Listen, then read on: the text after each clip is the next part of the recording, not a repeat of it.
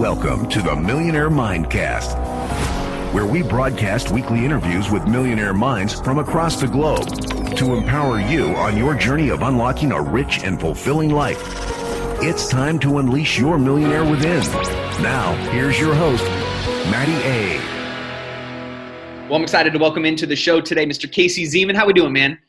Matt, I feel good. I'm excited to be here, man. You know, it's we were just talking a little bit before we started recording, and we're in some interesting times right now, obviously, as everybody can relate to.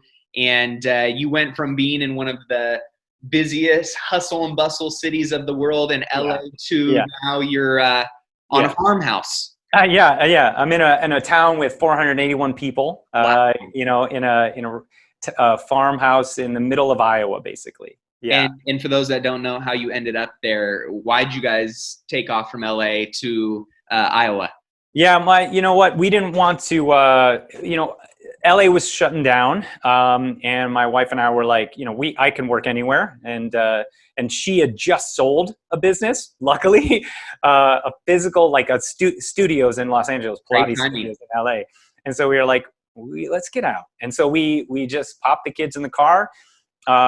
Drove 2 days to Iowa, and her farm, her parents have a farm here in Iowa. They have like a ton of acreage with like cool, cornfields and bean fields and stuff like that. So we just came here and we knew that we just needed support. We have three kids all under 6. So we were like, we quarantined for a couple weeks and then we came here and we've been here this whole time since March, dude. So we're going to go back to LA in August. August.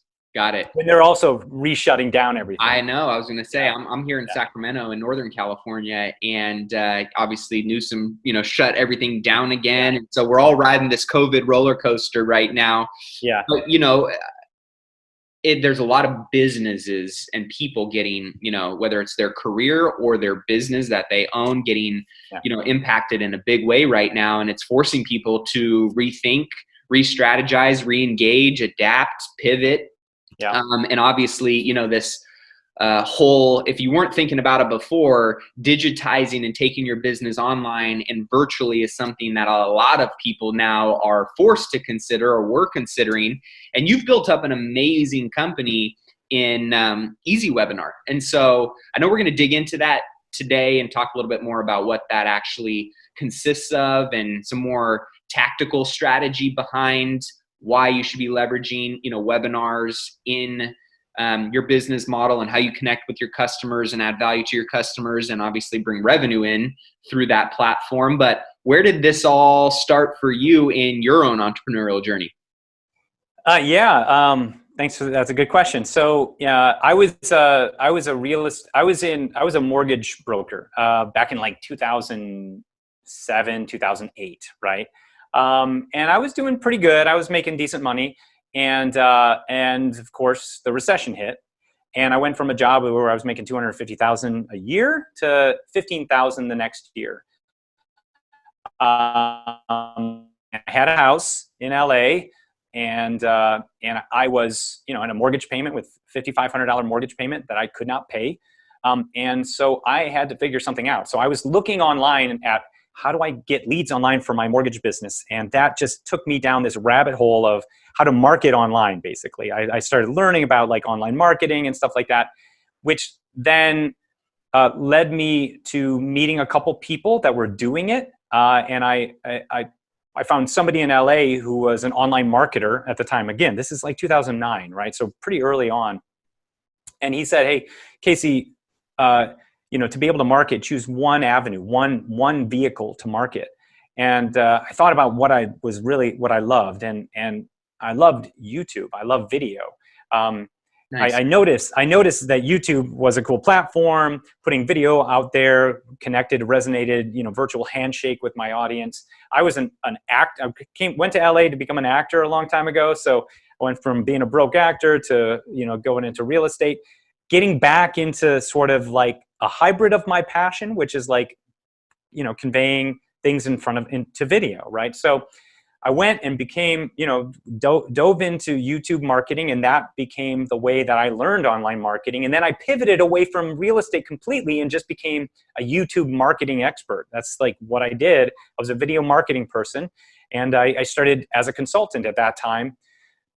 Meanwhile, I'm almost losing my house while I'm doing all of this, right? So I went into foreclosure twice in like 2009, 2010, trying to modify my loan on my house, all the while, now taking on clients. Like at the time I had Dell, Estee Lauder, HarperCollins, that I was doing like some consulting work with video marketing, because there were very few of us at the time doing stuff like this. Right. And so I started doing that consulting work, but I always had the vision of wanting to create a course online and sell my course because of how I felt like unstable everything else was. Like the recession hit, things just felt uneasy. I just wanted to be able to create some sort of stability with selling something online that I could sell consistently. I wanted a systematizing, being able to sell something that didn't take my time, right? Yep. So, because I got indoctrinated through all this conversation, through hearing about online marketing and how people were, selling courses and stuff like that. Anyway, it was the dream, right? So I took 6 months to build a course called YouTube Revealed.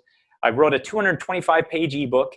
And by the time I put it out there, I got crickets. No one was buying it. I had spent 6 months building it. And then finally, when I launched it, I had to redo a lot of it because it was all YouTube, and YouTube changes every 3 to 4 months anyway, right? So I was really frustrated. I was like thinking, did I make the wrong decision here? But it's only until I started using webinars did I actually start selling. So I heard about people doing these webinars, these things where they're doing like live events online, teleseminars and stuff like that. And so I started doing these weekly live no pitch webinars just to give pure value.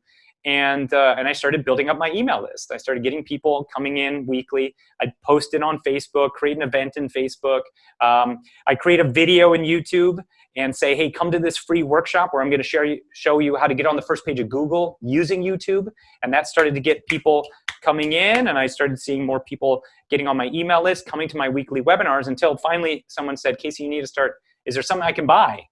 So I had people direct messaging me saying, what, do you have anything else I can buy? And so I was terrified of buying or selling something at the time. And then I started to basically get people into my course through direct messages. Then I got the confidence to actually sell off of my webinar. And then I started converting 10% of the people that were showing up, that registered, to becoming buyers. I raised my prices from $197 for my course to $997 on my course.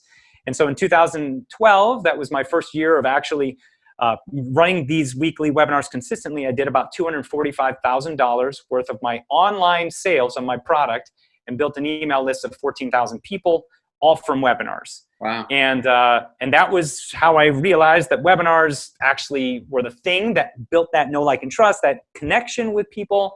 Obviously, we're doing it right now. I think that the awareness factor is there. People understand that this is what they have to do. But back in the day, that's what I was doing, to do lead generation and sales, right? Not just communication, but literally the system for setting up my whole business was using that. So that led me into basically the software that we created, EasyWebinar, because at the time I was selling off of webinars, but I was getting burnt out because I was running all these webinars all the time. Yep. And so I asked some developers. I said, hey, is there a way I can automate webinars, like where people come, they register, they show up, and it streams in real time, the webinar experience, but I'm not running it all the time. It's more of a webinar experience. It's where they show up, they can ask questions. I can answer, from my phone, because it goes right into my email, but I'm not there running it every single day, right? And and because I had a worldwide audience, people in Australia, New Zealand, and stuff like that, sometimes my daytime webinars, they couldn't make it. So right.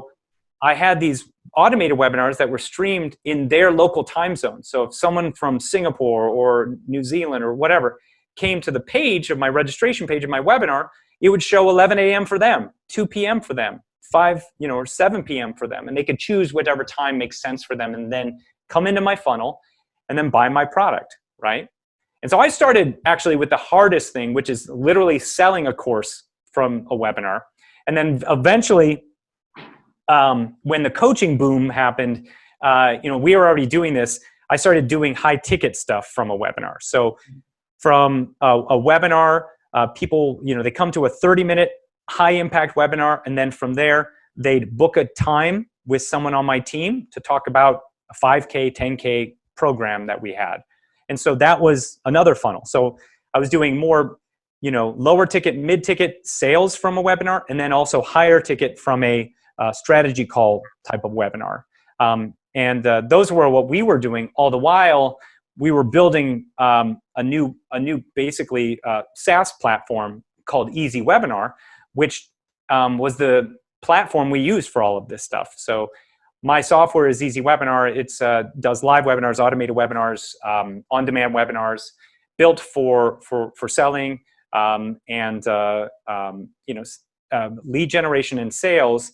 And it's more of a sales experience rather than funnels, right? Funnels, I think everybody knows what a funnel is who's maybe marketers, but I like webinars just because they're a different way of communicating, right? And they're still that vehicle that can indoctrinate in a little bit better of a way, and they has a higher commitment that when someone registers for a workshop. And so we like these as sales experiences. And anyway, and it's all based on my own results that I got, that the platform was even built in the first place. But yeah, that's kind of the journey of how we got to here. Yeah, and now we have.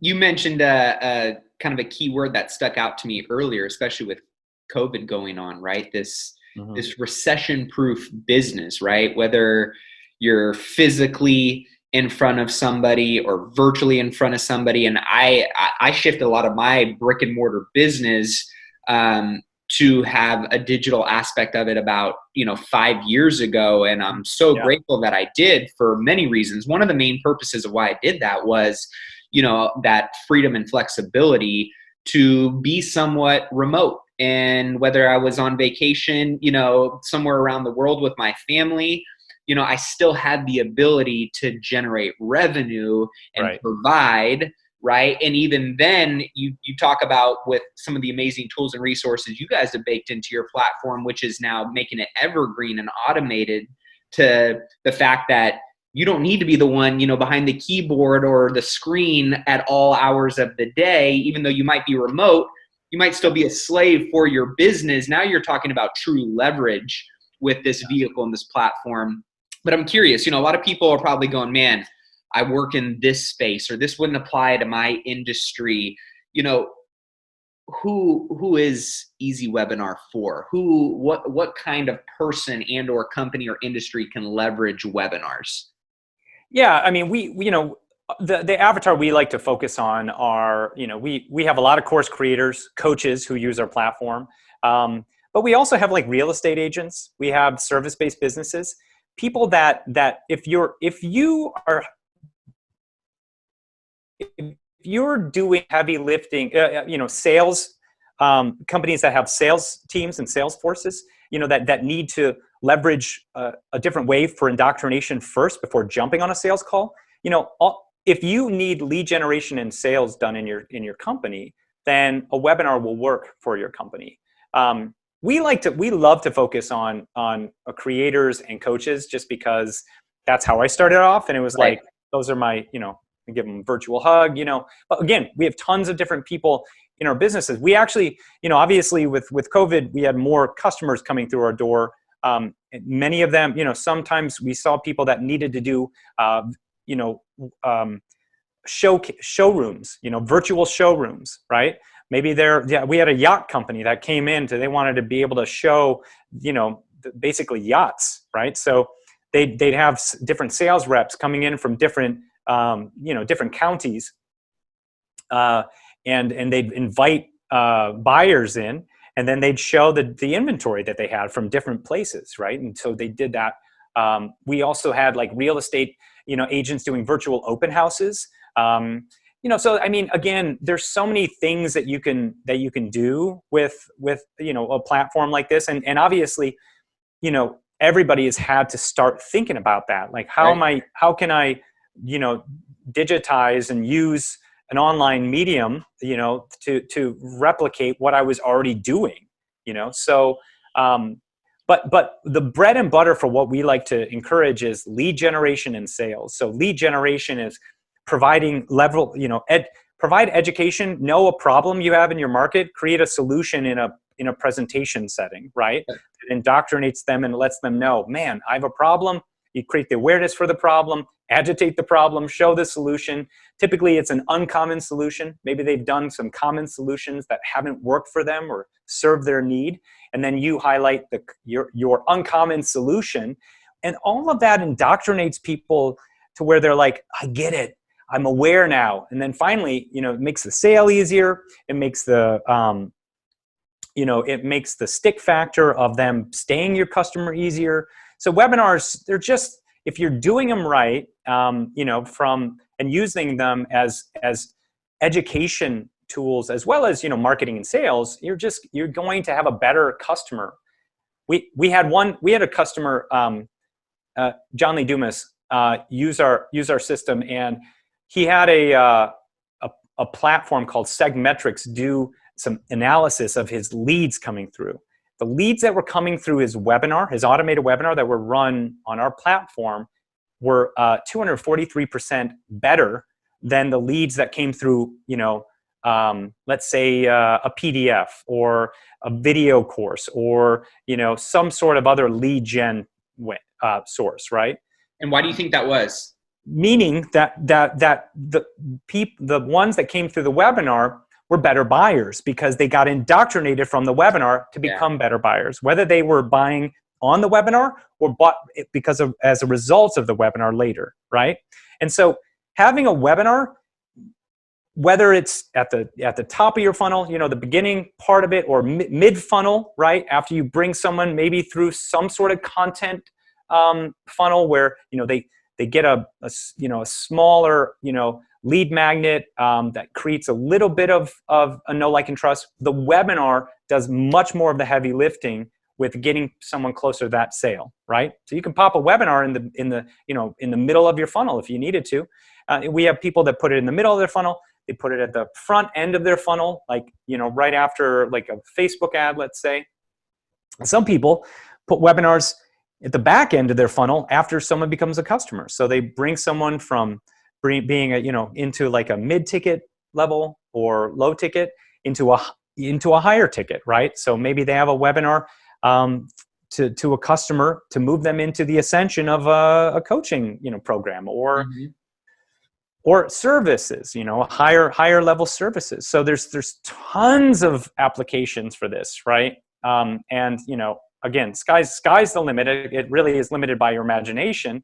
But again, I like to just lean in on the concept of using the power of education, building, building know, like, and trust, virtual handshake, and selling with authenticity and value.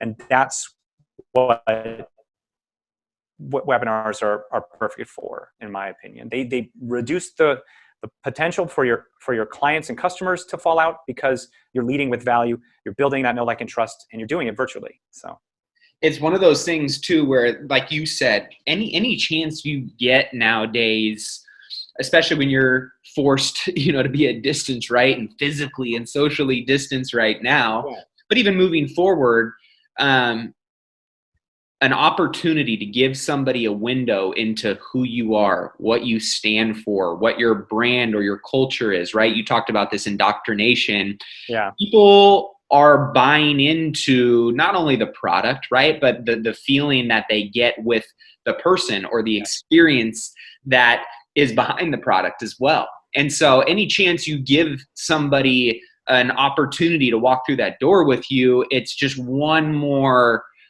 step further down the path that is going to increase that potential conversion of them deciding, hey, I like, this product is great, but I like who these people are. I like what they stand for. I like how, they're giving me this opportunity to learn more outside of it just feeling like I'm trying to be sold on something, right?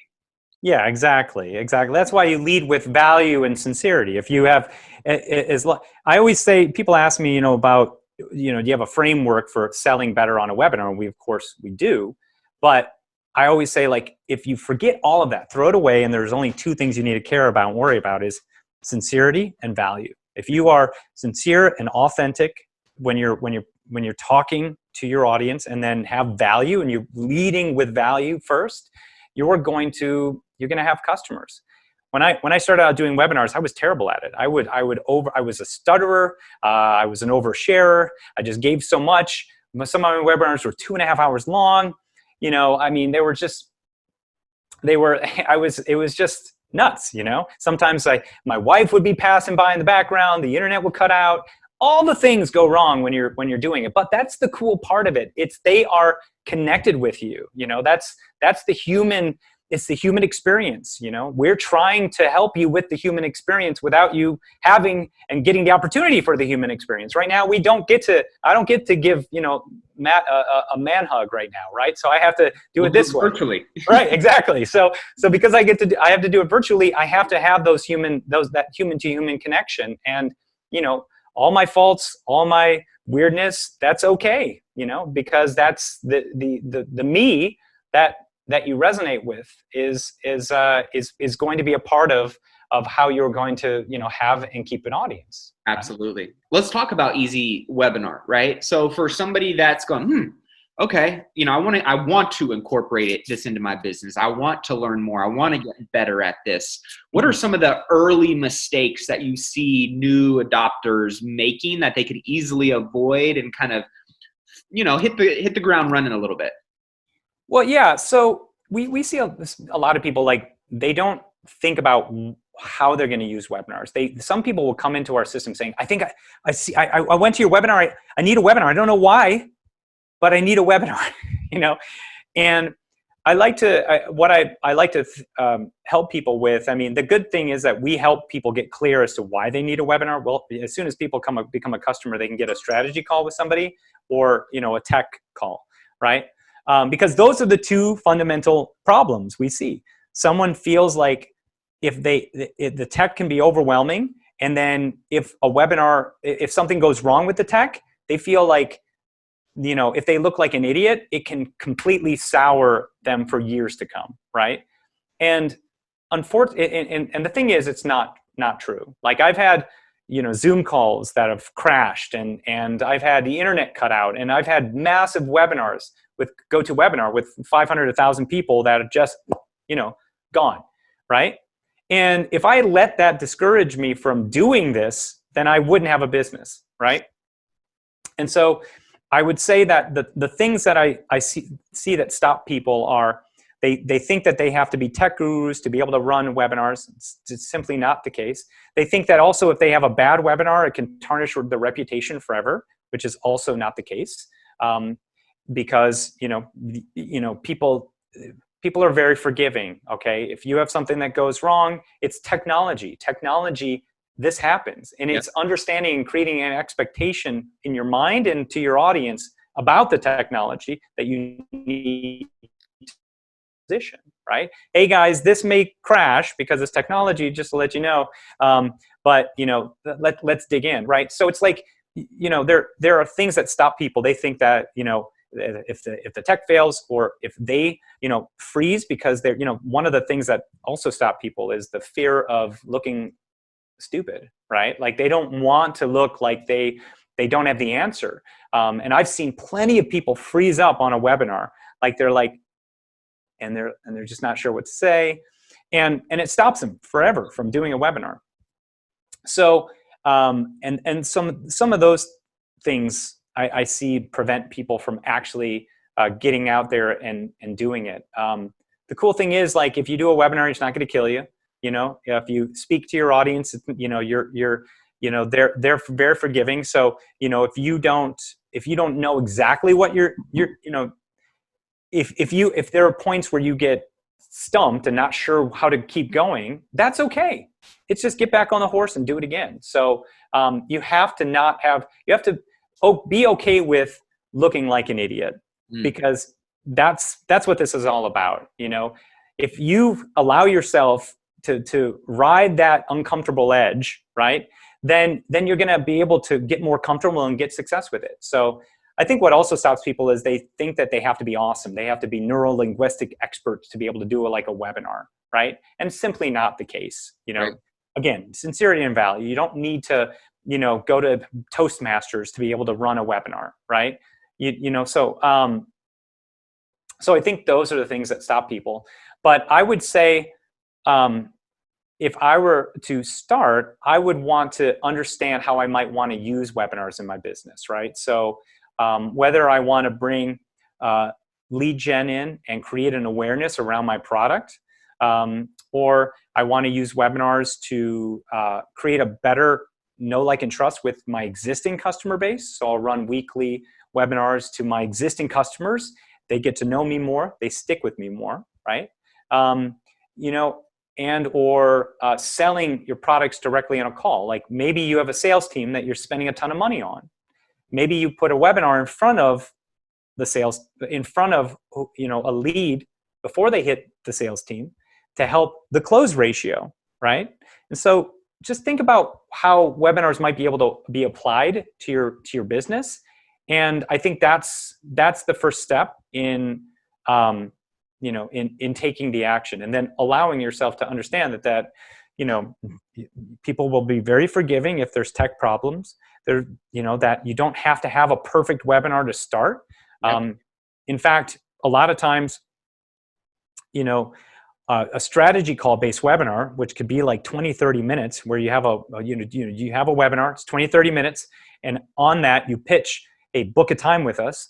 There's a lot of room for error with those webinars. You could not necessarily be landing the right message, but still get a result of people signing up, right? So you don't have to be perfect, right? And so it's just a question of jumping in, and because you'll get some result, whether it's you'll get a lead coming in, and they'll see you, talk to you, or you'll land a client. Maybe it's not the first week, but the second week. So those are the pieces that I would consider. And obviously we talked a little bit about some of the things that you may want to be aware of to not make those mistakes. What are, of all of the people and businesses that you've seen leverage your platform at the highest level, what are some of the characteristics or skill sets of the people performing and closing and leveraging EasyWebinar and just webinars in general, as the pros do, that people can maybe turn their radar onto the fact that, hey, maybe this is an area that I might want to lean into first, or spotlight and sharpen my axe over here first, to get the kind of results that they're hoping to get? Sure, absolutely. So, if you have one good webinar that can sell your stuff, 10%, you have 10% conversion, right? You can have $1 million a month business running off of one webinar. We have people that use our system that use one webinar to run an automated webinar, and they're doing that. One webinar will indoctrinate people to buy, right? And oftentimes they're various people close different numbers. So we have someone like an Amy Porterfield who's running, who's a course creator running, 3 webinars through our system, and she's probably doing $300,000 a month potentially. I haven't talked to her recently about her numbers. $300,000 a month per webinar, right? In revenue sales that are automated, right? So it's an automated, it's selling off the webinar. Again, I haven't talked to her about the numbers, but when I interviewed her business partner a couple of years ago, they were saying, well, EasyWebinar is contributing $20,000 a day for our platform. Amazing. for our sales. So in that, when you create systems with webinars and involve that webinar in your whole marketing engine, right? So, people register for a webinar, they come through, you're sending them emails, indoctrinating them, getting to know them. And then, then you have all the follow-up based on the actions performed in the webinar. If the webinar is a major component of your marketing, right, then one webinar can be that heavy lifter to sell, to sell a product at, one product consistently over and over and over again for years. And so, yeah, I would say if you think about it, systematizing, leveraging a webinar is, I would put that forward before anything else. Or at least thinking about how can I create a presentation that really resonates with the problem solution scenario of my audience. If you can get good at creating a webinar, that one webinar can last you for years to come. That one webinar can be your presentation for that product. That one webinar can be the thing that you'd go on stage and speak about, right? That's right. You have that template, that webinar, that becomes what you talk about when you sell from stage, or whether you do a webinar like this, or whether you bring in partners who want to partner with you to do a webinar to their audience, right? One good webinar can be your main marketing tool, and you're kind of stripping away everything else, right? You're trying on your one thing. Yeah. So I do believe that one presentation that can really resonate at the deepest level of your audience, right? You connect with them on a heart level and a logic level, and you give them so much transformation and aha moments that they're like, I gotta buy. That can just be that could be the main thing that you use. I mean, we have people that do that. You're running, 60, 80, 100 leads, 100,000 leads a month on one webinar through our system, right? So, and you could use it for it's very scalable. That's the thing. It's a very scalable model. If you can drive traffic to it, you can get more people registered for it, right? Yep. So guys, pay attention to that right there, right? You don't need to be the jack of all trades. And everybody right now, if I were to ask you is, what is one problem in your industry that bothers you, right? Or keeps you up at night, or, if this was just this, right? Then lean into that and figure out how to provide value and a solution around that, right? And therefore you can create a webinar and a product and or a service that you might already be an expert in, or maybe need to polish up a little bit, and pairing that with an amazing platform or tool like a webinar is something that can be extremely powerful for taking and scaling your business to that next level, your revenue to that next level, and really adding value to the customer base that you're ultimately there to serve in the first place. So I love webinars. I use webinars. It's one of those things where I really believe it is, I don't want to say it's overlooked. It's now obviously becoming more and more and more prominent. You've been in the game for a long time, Casey, and seen what it's evolved into today. But with that being said, I mean, I don't know if you guys are okay with this, but making potentially $300,000 a month on evergreen, automated, and having passive income come in like that, I think I'm okay with that.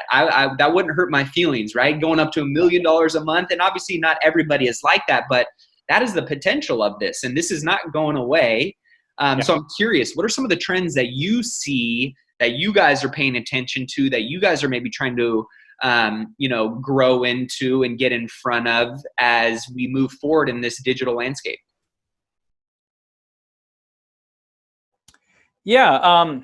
Sorry, and the internet was a little wonky, but I think I'm back here. So, we see a few different opportunities. Our goal is to, create more awareness around why webinars are going to be important and why they are important. What we are hoping to achieve at some point is creating almost like,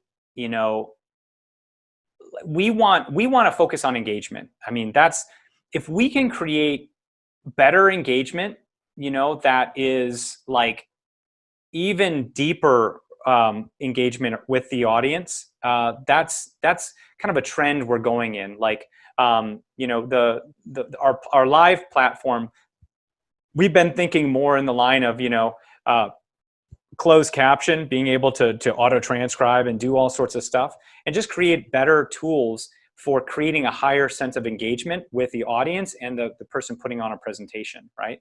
But at the same time, also giving people the ability to automate that process and evergreen that process easier, right? And so we see that we're wanting to really focus on the best ways to nurture an audience, engage with an audience, and then obviously close a sale more. And in the future, we're going to be focusing a lot more on sales, I think. Engagement and education that leads to sales. So we actually have a CRM platform that's going to be coming out soon.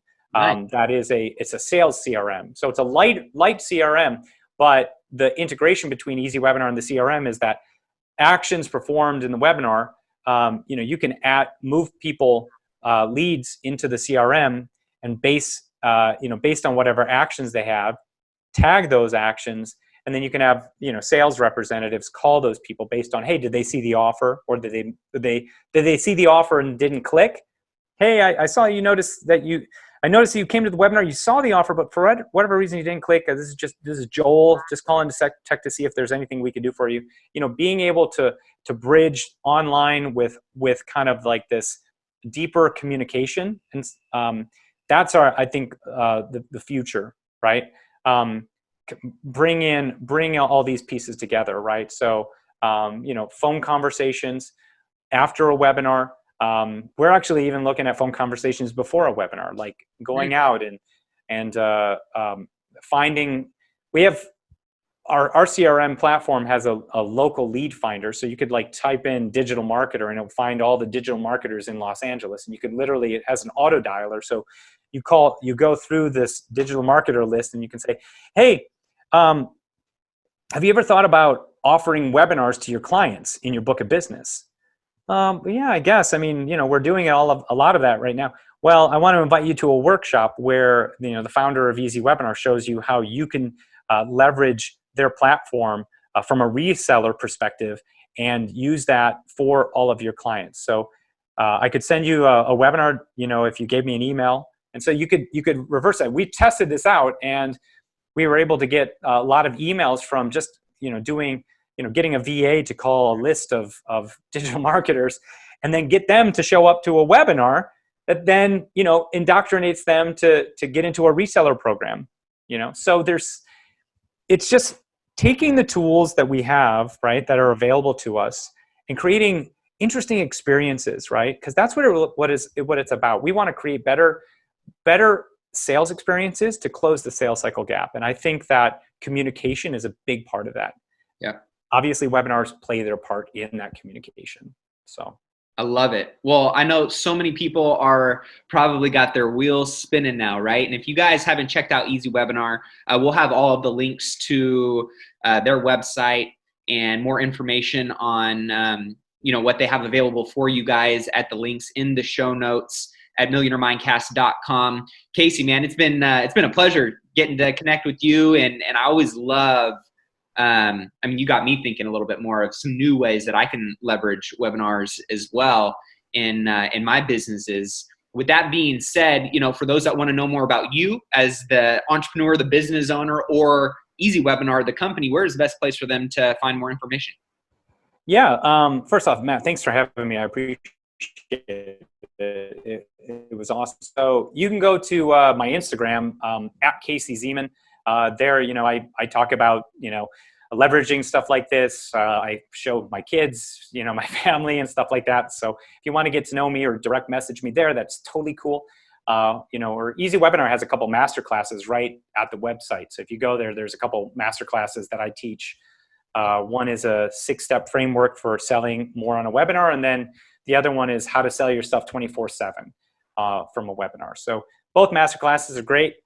They're there, but if you want to directly connect with me personally, just DM me on Instagram, and I'll give you a high five. Okay. Casey Zeman, thanks so much for coming on today, brother. Appreciate it. Of course, likewise.